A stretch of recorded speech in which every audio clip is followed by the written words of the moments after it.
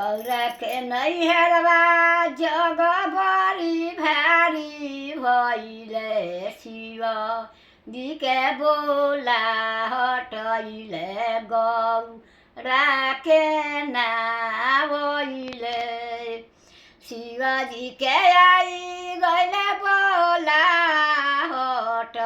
गौराके नावैले चिठिया बाँचत शिवजी हँसेले मने मने सोचेले शिवजी के आई गैले बोला हट गौराके नावैले बेरी बेरी बराजिले गौरा नैहरवा जानी जइहानु बेरी बेरी माना करिले गौरा नैहरवा जानी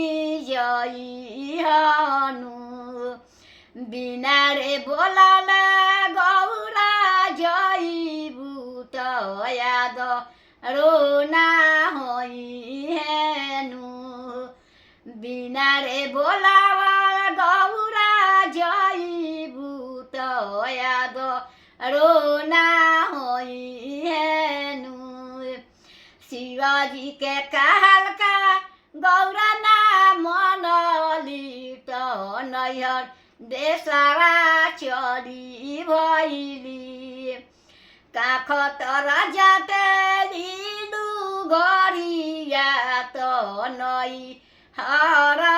चली दिहली एक कोसे गैली गौरा दुई कोस तीसर कोसावा चली भइली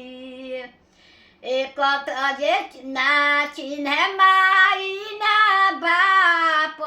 ना भाइ भाउजाइ चिन्हे नाचिन्हे माई ना बाप ना भाइ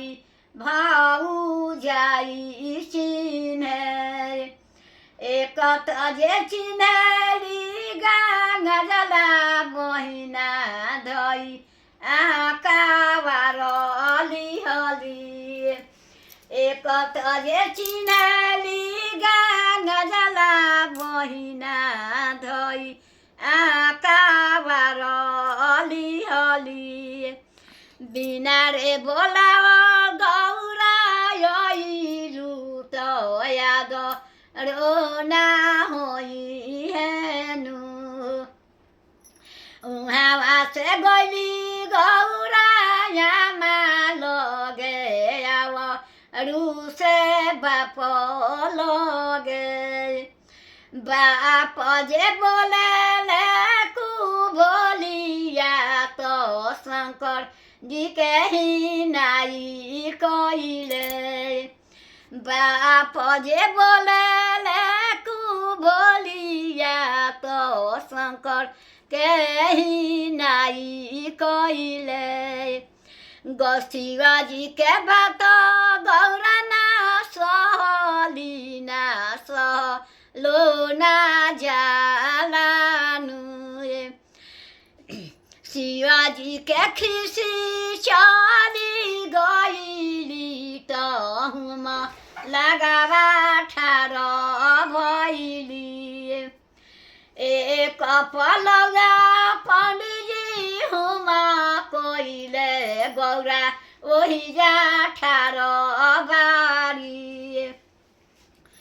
दोसर पलगा पण्डितजी हुमा कोइले गौरा ओहि जा ठार भइली तीसर पलगा पण्डितजी हुमा कोइले गौरा जरी भाषम भइली तीसर पलगा पण्डितजी हुमा कोइले गौरा जरी भाषम भइली आतना वचन शिवजी बासा हारा सावार भइले जाई के त धागा धुरी उखारे लगले टाना तुनी तुरे लगले गौरा के बदिला गौराले बना त जगावा नास करब गौरा के बदिला गौराले बना त जगावा नास करब घर में से निकले लिया मात शिव दिशय रजा कैली गौरा के बदिला गौरा देव जगावा के होखे दे गौरा के बदिला गौरा देव गौरा जगवा जानी नास करी घर में से निकाले बाबा तो शिव जिसय रजा कैले गौरा के बदिला गौरा देव आजु जगावा होखे दी गौरा के बदिला गौरा देव जगा के पार ला